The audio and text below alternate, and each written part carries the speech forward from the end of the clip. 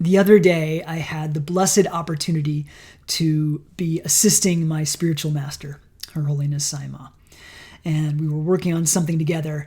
And as I pretty much always feel towards her, is just this great sense of admiration, reverence, awe. I mean, just a remarkable, extraordinary person/being. If you ever get the chance, you can check out Sai Ma's YouTube channel. I'll put the link in my description here, and you can just check it out. It's an experience and one that I adore. Anyway, we were spending time working on something together, and as I sometimes do when it's appropriate, I just looked at her and I said, "Oh my gosh, Ma, you are so wonderful." Ma said, that's what you are becoming, essentially. I'm paraphrasing now. This is what I heard Ma say. And Ma said, what we see most in other people, we become ourselves. And I really was contemplating that. Ma said, pretty profound, huh? I said, absolutely. I'm going to have to contemplate on this. And so I have. And when I look at my life, I think this is true in the work that I do with other people too, that I see more and more in all of us, myself included, is that what we see most in other people, we become ourselves. More recently, I've had experiences of frustration with other people and what else? Judgment sometimes of other people. And all of this, again, it's not how I'm choosing to be, but I like sharing vulnerably with you because, just because, let's say, okay? So all of this to say that I notice these things about myself, and I'm always on a path of transformation. That's something I'm really dedicated to. And I'm committed to being in the path of transformation. So when I talk about having judgment towards other people, it's something that I don't appreciate about myself, and yet it occurs. So it's something I'm actively practicing, is not being judgmental and being acceptance and contemplating and exploring for myself the aspects of my personality and uplifting it all. All that to say, I've had moments in the last few days where I've been frustrated with the way that people are. Now, here's the thing about that. There are choices to make in that moment when we become frustrated with other people. One, we can look at what's the frustration about. Is it actually about a way that they're behaving, or is it something about myself that I'm not accepting? One example of that might be a projection, right? So I share this often. One of the things that I get critical of and get triggered by in other people is when I experience them, not that they are, I experience them as controlling, as righteous, as seemingly not self-aware, right? And I will tell you from my contemplation and my inner exploration after becoming aware of those qualities within myself, is that those are qualities that I have that I am unaware of. I would say sometimes. I was going to say often, but I don't think it's often. I think it's sometimes. I am those ways. I am righteous. I'm judgmental sometimes. I am controlling sometimes. And I'm contracted sometimes. I don't like those aspects of myself. I can accept them and practice being other ways, but I only practice being other ways by becoming aware of those qualities within myself. All this to say, this is another definition of projection. The aspects of ourselves or of myself that I don't see or accept that I have them there, and I only see it in other people.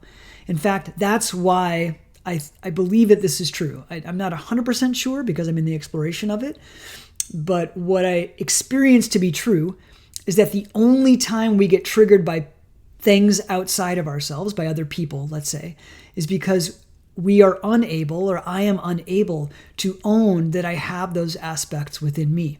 Maybe not the same behavior or the same choices, but let's say like in my example, I experience people as controlling, as righteous, as judgmental, and I get triggered by it. I can get contracted about it, and I go, nah, One practice that will absolutely shift your experience to not getting so triggered, to getting triggered and not be so triggered, is to own and just say the statement, I can be like that too.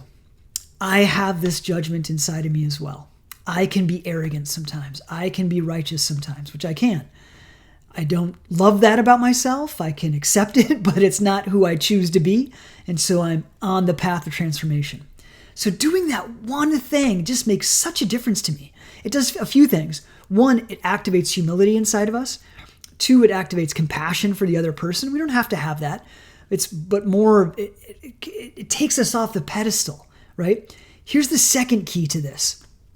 When I get angry, or we get angry at other people's anger, we're just perpetuating the energy of anger on this planet and in humanity. I do get angry. I do feel irritated. I do feel anger sometimes. And if I let myself continue to feel angry by other people's anger, I'm just someone else is going to get angry at my anger, right? They'll pick up on it. We are energy. Little segue, a little tangent here. We are energy.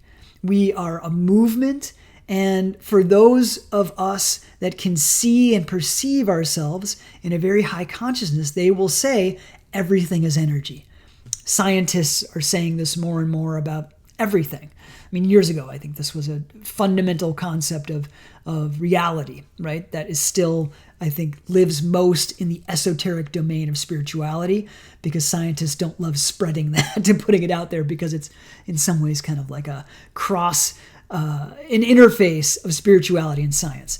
All this to say, if I get angry at other people's anger, I'm just spreading that out into the world, and ultimately I'm creating that experience of the potential for people to be angry around me, because it's in me and in my field and in my system and in my brain and in my mind. I'm putting that out there. So here's the second key. If we notice ourselves getting angry at other people's anger, become aware and shift. And one way that I'm offering to you is to become humble enough to say, I can be like that too. And it's not even, again, being compassionate for them. Fine, I'll do that, but I think that's like another step further down the line. What I'll often do is just, and I love this because it softens me. And when I soften, I become more loving, I become more open, I actually have more energy, I become the person that I want to be. I create a pathway for peace inside of myself. When I can say those words and mean it, I can be like that, right? Just to myself even, just as I'm walking to the grocery store, and I get sort of irritated by someone's driving, or how they're treating their kid, or how they're talking to one another, and man's being mean to his girlfriend seemingly. I mean, I don't know their story. Again, like, is it helpful for me to be angry? No, right? So I'm just, not even for them, for myself. A quick little story. A couple of years ago, I got very triggered about how someone was acting like, hopefully you'll understand this, acting like a victim, right? My observation, not saying that it was true, but my observation was this person that I was working with was putting this blame onto the other circumstances. Why do they always do that? I can't be this way if they're that way. They were very frustrated about a work experience. And they were essentially like blaming the people around them, the families, the participants in the work that I was doing at that time, the clients that we were working with. And essentially they were saying, I can't feel any other way because these people are that way. And for me, the way that I assess that is they were giving their power away to these circumstances and not really owning their experience of themselves or empowering themselves in a way that maybe they could be. Now, again, I don't, at that moment, I was kind of triggered by that. In this moment, it's like, fine, that's okay if they have that experience. It's not my job to fix them or teach them something. It's not my role, unless they're like interested in what I have to think or say about it, but it's fine. So anyway, all this to say, I was talking to another friend about this, and they said something so profound to me. They said, oh, you are victimizing yourself with your experience of their victimhood. I was like, wow, okay. I'll have to chew on that one. And sure enough, I was perpetuating the victimhood that was it really victimhood? Not necessarily, but my perception of it, I was victimizing myself with it, right? And I was doing the same thing I was criticizing them for, right? I was like, how could they? I was giving my own power away to to them, right? And that they dictated my emotional state. The thing that I was triggered by. It's a little meta, right? But gosh, it was profound. So all this to say, let's stop creating what we don't want. Join me in this if you'd like, right?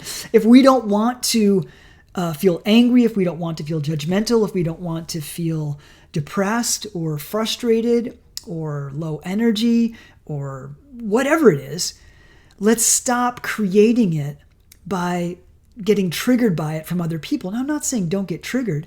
Just if we get triggered, maybe just take one of these simple practices. I can be like that, the way that they are. I can be like that, and it's okay, right? I'm on the path of evolving. I'm on the path of transformation. Okay, I'm going to wrap up.